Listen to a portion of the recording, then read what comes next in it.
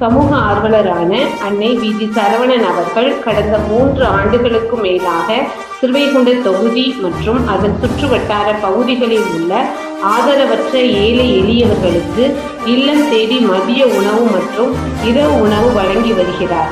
இந்நிலையில் தமிழக வெற்றி கழகத்தின் 5 பெரும் கொள்கை தலைவர்களில் ஒருவரான சமூக ஆர்வலர் அஞ்சலை அம்மாளை கொள்கை தலைவராக அறிவித்ததன் ஏற்பால் தமிழக வெற்றி கழகத்தில் இணைந்து தமிழக வெற்றி கழக தலைவர் தளபதி திரு விஜய் அவர்களின் ஆசையுடன் கழக பொதுச் செயலாளர் அண்ணன் உர்தி என் ஆனந்த் அவர்களின் வழிகாட்டுதலின்படியும் 1000வது நாள் மதிய உணவு மற்றும் இரவு உணவு திட்டத்தை தமிழக வெற்றி கழகத்துடன் இணைந்து வழங்கி வருகிறார்.